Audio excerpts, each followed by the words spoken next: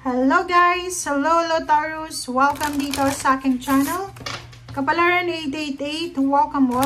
Alamin natin kung anong messages, vibration, gabay energy para sa lahat ng Taurus. This is general reading. Okay, so first card natin is this situation is already resolved, Taurus. From Archangel Michael. Wow! Okay, Taurus. I'm happy para sa'yo. Dito sa first card mo, sinasabi sa'yo ni Archangel Michael na yung situation na meron ka sa ngayon ay already resolved na yan. So, may solusyon na siya dyan. Or may answer na siya dyan. So, just stay cool, stay calm. Huwag masyadong mainit yung ulo. Okay? Peace offering, sinasabi ng baraser dito na posibleng makakatanggap ka ng peace offering or posibleng ikaw to na magbibigay ng peace offering sa isang tao na posibleng nasaktan mo or kailangan mong humingi ng tawad. Okay.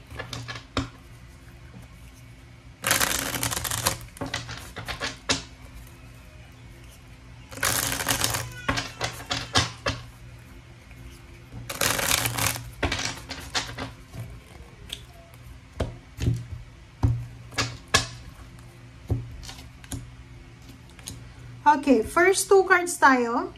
First two cards sa third deck is 3 of Cups and 10 of Pentacles. Wow! Isang celebration, Taurus, ang posibleng maganap.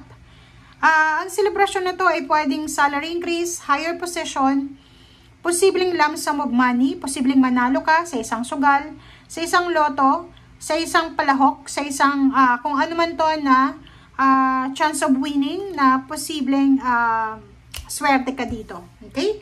So, sinasabi ng bira sa'yo na isang napakagarbong selebrasyon ang posibleng mangyari dahil dyan. Okay, next card. So, nakikita ko sa'yo dito na yun, sobra kang magiging masaya, sobra kang magiging satisfied, kasi yung financial problems mo ay posibleng masolusyonan na. Yung dating financial imbalances mo ay posibleng mabalanse na. Magkakaroon ka ng financial security and balance. May pagkakataon ka ngayon na makapag-produce ng extra money, parang ganon, yung mga extra income. Pwedeng meron sa inyo ditong makakatanggap ng job offer. Next card is 8 of Pentacles and 7 of Swords. Sinasabi ng bara sa'yo dito, kung ano man tong ginagawa mo sa ngayon, Taurus, mag-iingat ka sa loob ng trabaho, sa loob ng company, mag-iingat ka sa katrabaho mo, sa employer mo, kasi yung 7 of Swords, may tao dyan sa paligid mo, maybe Capricorn, or kung ano man yan, or sino man siya sa buhay mo, na pwedeng sirain ka sa company, or sirain ka sa employer mo, or sa katrabaho mo. Ingat-ingat ka. Next card natin is Queen of Swords and the Star. So, sinasabi ng bara sa'yo dito na parang etong darating sa'yo, Taurus, eto na talaga yung parang daan papunta doon sa completion of your dreams, sa achievements of your dreams. Parang merong pagkakataon or merong sitwasyon na pwedeng i-present sa'yo ang universe na eto na talaga yung sagot. Eto na talaga yung matagal mong hinihintay. Pwedeng new baby, new member ng family, business ideas, job idea, place of work or place kung saan man to na residence, ang posibleng maiisip mo. For Swords, nakikita ko sa'yo dito na yung matagal mong pinoproblema ay posibleng may solusyon na. Kaya nga dito, this situation is already resolved. So for Swords, makakahinga ka na ng maayos. Sigh of relief. Sinasabi ng bara dito na may pagkakataon ka ng makapag-relax, makapag-refresh, makapag-recharge, kasi may solusyon na yung problema mo. Financially, sinasabi ng barahan na yung ina-applyan mong trabaho ay posibleng tawagan ka na. Yung ina-applyan mong trabaho ay posibleng makakatanggap ka na ng confirmation, email, chat.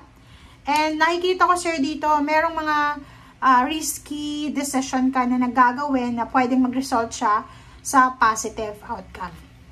Okay, ingat-ingat lang kasi posibleng isang Gemini and then Capricorn ang maging kumbaga temptation sa'yo, di ba? Mag-iingat ka sa kanila kasi sila yung parang the devil na tinetempt ka. Okay?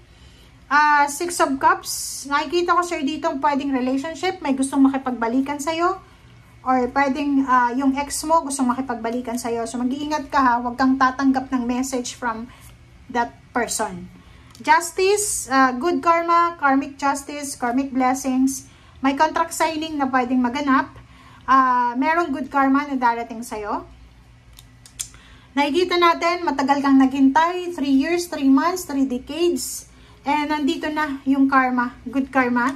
Ito na yung peace and harmony na matagal mong minamanifest, or ito na yung matagal mong pinagpipray, minamanifest, or ito na yung matagal mong inaasam-asam sa buhay. Okay, Page of Swords. Page of Swords, this is future news. So, kailangan mong bantayan siya kasi good news siya. And the Chariot and Wheel of Fortune, sinasabi na isang pagbabago sa lahat ng area sa buhay mo. Pwedeng may mag-aasawa, magle-level up ng relationship, may mapopromote, may magta-travel, lilipat ng bahay, lilipat ng company. Maraming pagbabago dito ang magaganap, or pwedeng health recovery ang posibleng maganap sa buhay mo na siya talaga yung magdadala sa'yo ng transformation. Yung parang total transformation na parang lalabas ka, Taurus, na ibang-iba ka. 'Di ba? So, nakikita ko sa'yo dito, Taurus, habang nanonood ka, pwedeng umiiyak ka dahil sobrang na-touch ka dito sa message na to. Lalo na yung iba sa inyo na problema sa pera yung rason kung bakit ka umiiyak. So, nakikita ko sa'yo dito, kailangan mong maging aggressive sa pakikipaglaban, sa pakikipagkompetensya kasi ang daming unemployed sa ngayon, Taurus. So, may gagraduate pa this year. So, additional unemployed na naman yan. So, kailangan mong maging aggressive sa approach mo sa pag-a-apply ng trabaho.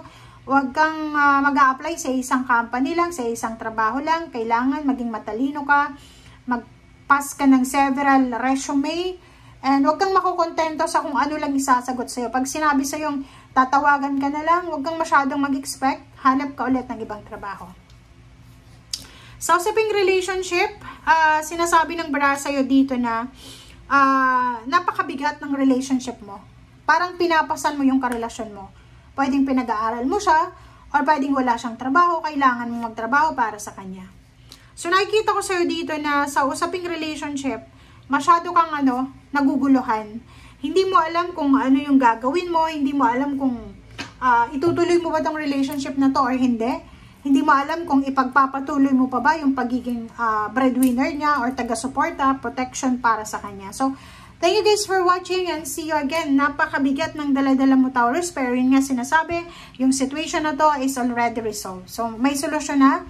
So, just go with the flow lang, Taurus. Thank you guys. Bye!